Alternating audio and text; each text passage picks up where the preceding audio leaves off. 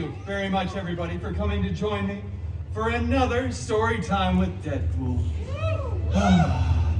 It's a pleasure to see you all here, especially those of you that have made this journey with me all the way through the day. Thank you so much. All right, that's enough talking about you. Back to me.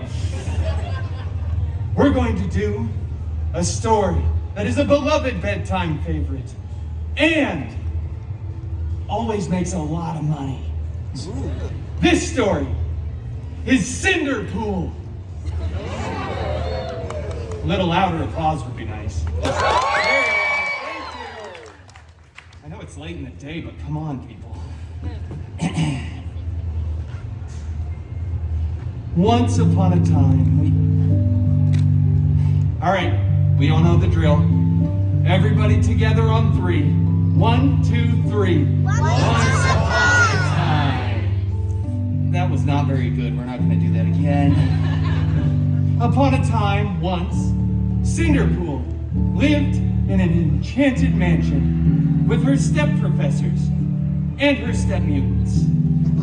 The biggest step-mutant, Colossus, was always very bossy and giving silly instructions like, make sure you put your name on your leftovers and close the windows when the AC's on, and for the love of Feige, would you stop Donald dunking around the whole mansion? Wear some pants!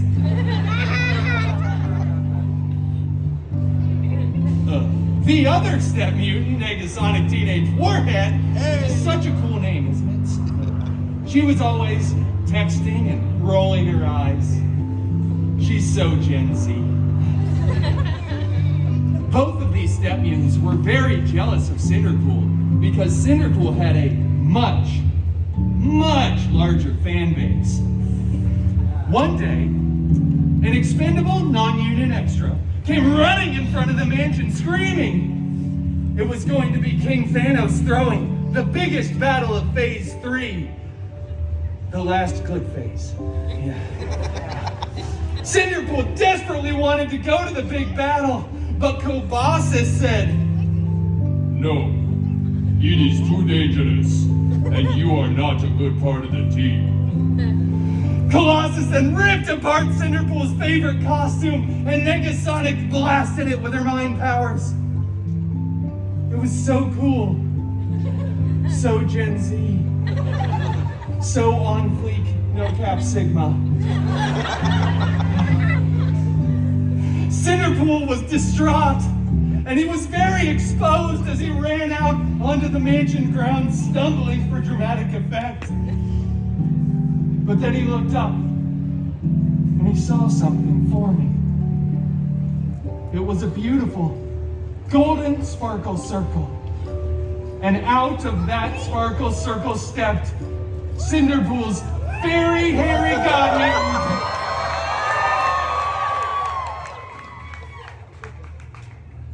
Out of that circle stepped Cinderpool's okay, all right, hi. Wolverine! Oh, fairy god mutant Wolverine! I desperately want to go to the big battle, but all of my step mutants destroyed my favorite costume. Shut up. Oh my God. He said lovingly. What? No, I'm telling a story, okay? My costume's been destroyed, I can't go to the battle, we have a whole big thing going on. Nobody cares. Get another costume. Stop whining. Well, with that sage life advice, Cinderpool ran to the wardrobe department, got a freshly laundered costume, put it on, and headed to the big battle. He was late because he stopped to get a chimichanga along the way at a local 7-Eleven. But 7-Elevens don't sell chimichangas anymore, so we had to go to 3 other gas stations just to... Anyway, when we arrived, the Avengers were winning! Captain America looked so good in those tight pants.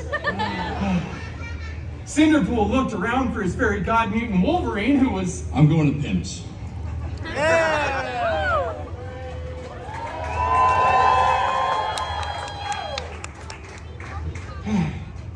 Well, anyway, Cinderpool looked and saw on the stairs of the alien spaceship as they were all running away, a single golden glove. Thank you.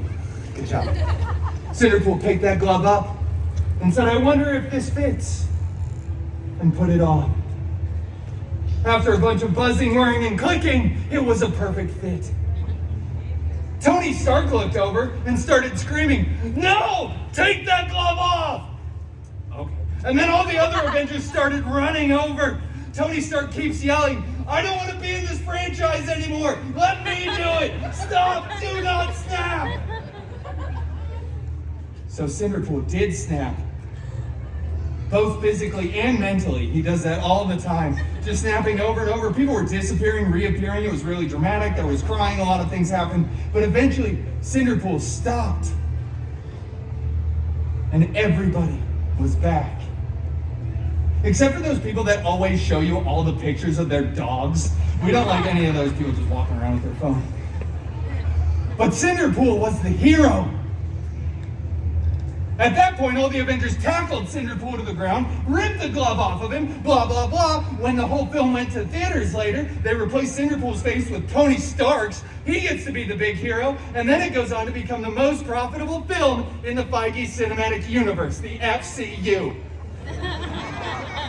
We could afford to cut a letter out of that, probably. But the good news is, this inspired Cinderpool to start his own film franchise, which went on to become increasingly popular. And then they invited Cinderpool back to the Avengers Endgame 2, Electric Boogaloo. That is the end game. See what I did there? It's play on it. Thank you so much for joining me today for the very last story of the day. So until I see you all in an hour at my... Uh-oh, did I give something away? Thank you for joining me for Story Time with Deadpool.